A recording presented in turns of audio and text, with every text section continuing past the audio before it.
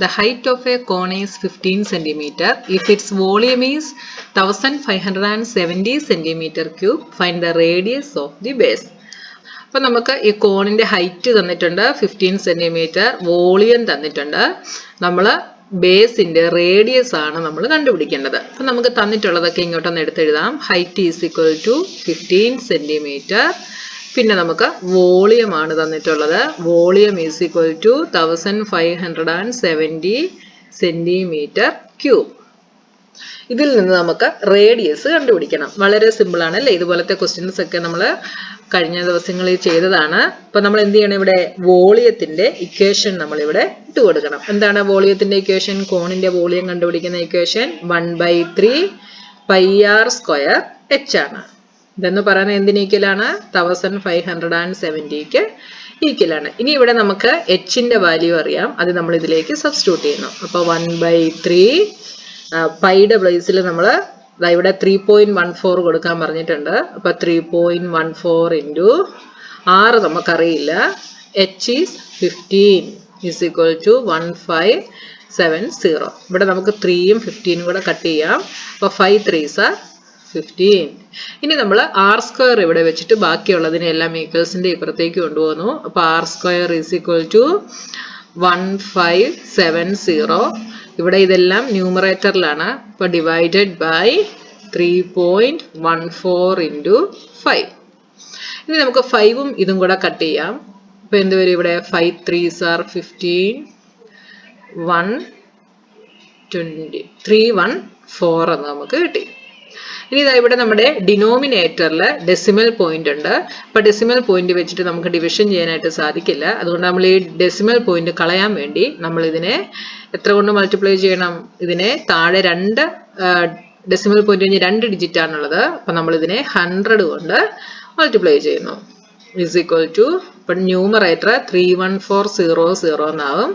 ഡിനോമിനേറ്ററിൽ ഇത് 3.14 314 എന്നുമാകും. ഇനി നമ്മൾ ഈ 314ഉം 314ഉം കൂടെ കട്ട് ചെയ്യുന്നു. ബാക്കി 100. അപ്പൊ r² നമുക്ക് 100 എന്ന് കിട്ടി. അങ്ങനെയാണെങ്കിൽ r എന്തായിരിക്കും? r is √100, that is 10. അപ്പൊ റേഡിയസ് കണ്ടുപിടിക്കാനായിരുന്നു നമ്മുടെ question. Hence the radius of the base is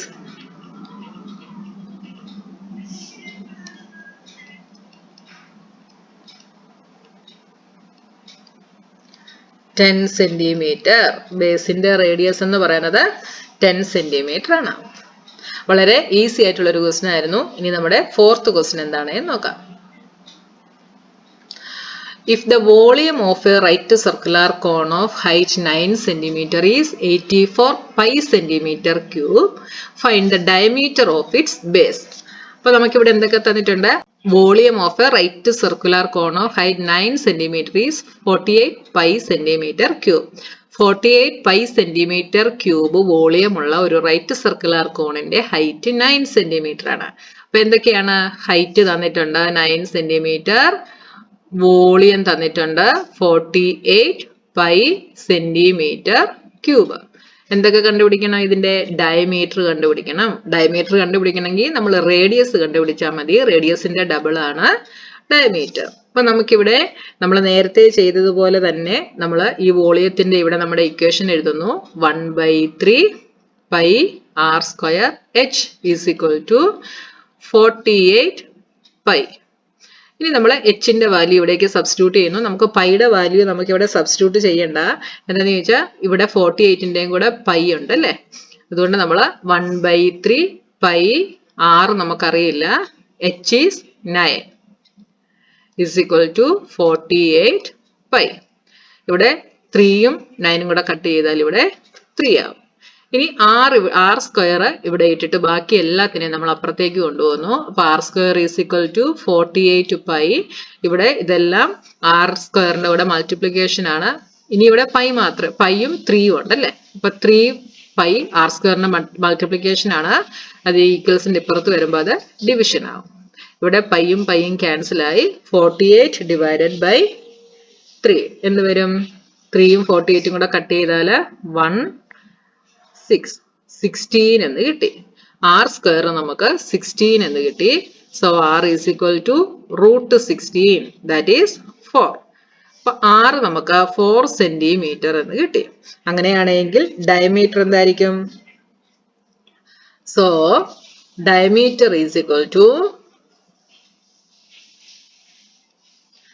2r, that is equal to 2 into 4 is equal to 8 centimeter. Hence diameter of the base is equal to